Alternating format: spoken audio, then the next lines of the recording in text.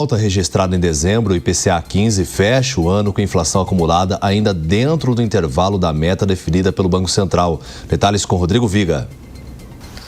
O resultado do IPCA 15, prévia da inflação oficial do país, o IPCA do IBGE, no mês de dezembro e no fechamento de 2025, é mais um indicativo de que a inflação esse ano vai fechar dentro do teto da meta, diferentemente do que aconteceu no ano de 2024.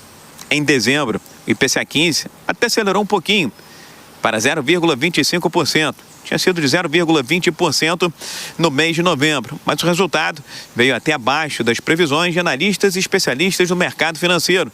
Eles estavam apostando no IPCA 15 em dezembro de 0,27%. Agora, o que importa mesmo é o encerramento do IPCA 15 no ano de 2025. O IPCA 15 é calculado entre o dia 15 do mês passado e o dia 15 do mês corrente.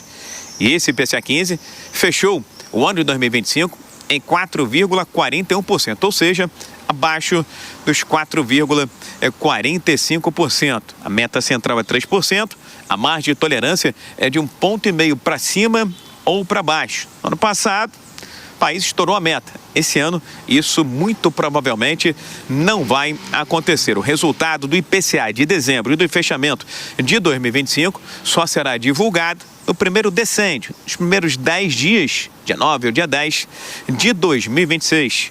Agora, em dezembro, o grande vilão do IPCA 15 foi o Grupo Transporte. Respondeu por mais da metade da variação do índice.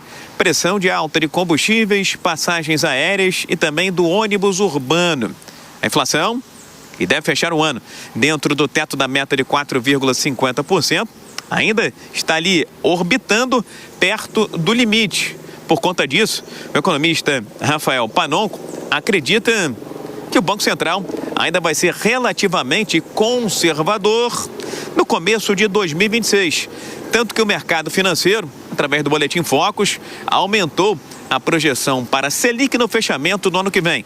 Em vez de 12%, agora 12,25%. O mercado ficou mais pessimista sobre o futuro. A previsão para a Selic ao final de 2026 subiu para 12,25%. Isso está alinhado ao tom um pouco mais duro da ata do Copom, que confirmou a necessidade de manter os juros em patamar contracionista por um tempo bastante prolongado, para garantir que a inflação volte ao centro da meta. Enquanto que o IPCA deve fechar dentro da meta esse ano, no ano passado, a inflação oficial do país ficou em 4,83%. O cálculo do IBGE é o seguinte: em dezembro, o IPCA não pode ultrapassar a marca de 0,56% para ficar dentro desse teto de 4,50%. Essa taxa, ou abaixo de 0,56, garante o cumprimento da meta. Agora, 0,57, 0,58. Daí afora, seria novamente um estouro da meta de inflação. Do Rio, Rodrigo Viga. E sobre os resultados da economia em 2025, recebemos agora o economista Rodrigo Simões para repercutirmos as projeções de 2026, porque esse ano fecha então com a inflação já em mais de 4% e as projeções para o ano seguinte. Quais são? Bom dia, Rodrigo. Olá, David, bom dia a toda a nossa audiência. Você vê, né? A economia de 2025 foi marcada por pelo menos 3 pontos de preocupação. A trajetória dos juros, que se manteve em 15%, que veio freando a atividade econômica. O segundo ponto, preocupação da população, que foi a inflação, tá? E também do governo, por isso que o juro se manteve alto. E o terceiro ponto foi a questão das tarifas, que prejudicou bastante e houve ali um certo repasse de preços para o consumo, para o preço dos produtos, não só nacionais, mas também que afetou as empresas, né? Então, esse ano de 2025 foi um ano, ainda que de crescimento, mas uma desaceleração do crescimento econômico. É claro que um juros alto nesse patamar, realmente ele freia a atividade econômica, e tem um ponto que todo mundo percebeu, que é a questão da dívida pública, da situação do fiscal, que o governo ainda não conseguiu encarar esse problema de frente, David. Agora, para 2026, nós temos um outro cenário, tá? Que vai entrar em muitas das discussões, ainda falando sobre a questão do fiscal, a questão da dívida pública, tá? Esse é um tema que vai entrar forte em 2026. Um outro ponto também, dando sequência a este assunto, entrará na pauta, tá? Tanto da mídia como do governo, da população, enfim, dos grupos, é a questão das renúncias fiscais. Esse tema vai ser difícil para o governo tratar em ano eleitoral, né? Você entra no site do TCU, tá bem claro lá, 646 bilhões de reais de renúncia fiscal.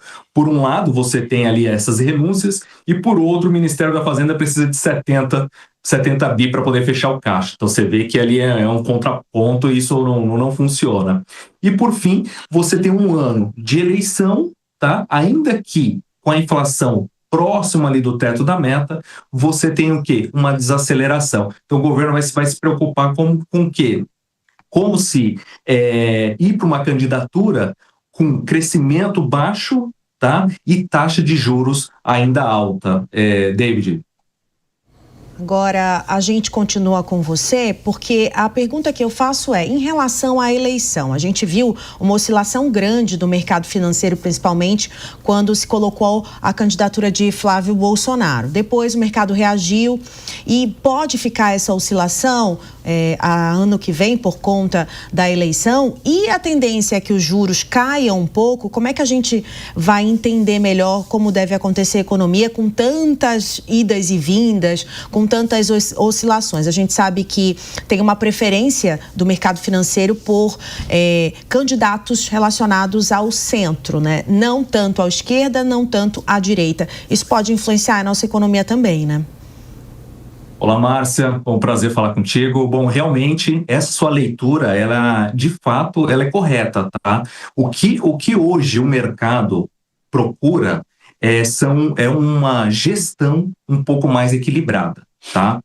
Quando você tem a questão de um candidato, tá, que traz uma certa instabilidade para os poderes, e aqui isso é uma leitura, né, não estou defendendo nenhum dos lados, e isso acaba prejudicando e fazendo dar oscilações.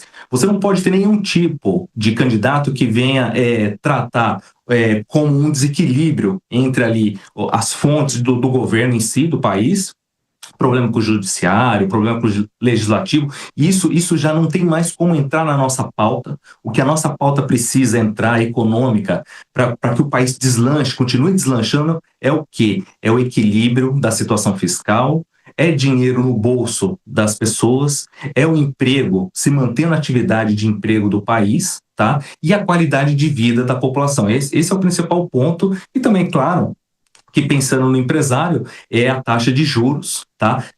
Desacelerar, ou seja, precisa cair essa taxa de juros para que a atividade empresarial volte a ter confiança nos investimentos. Então, esse é o principal ponto. Agora, vamos ver como é que vai ser agora em 2026, essa disputa e esse jogo de marketing político, porque o que não pode entrar, o que aconteceu esse ano, é mais polarização do que o que a gente já tem. A gente precisa de governos centrados, mais ao centro, para poder tentar equilibrar os interesses, Márcia, tanto da economia, como da política e também como do mercado.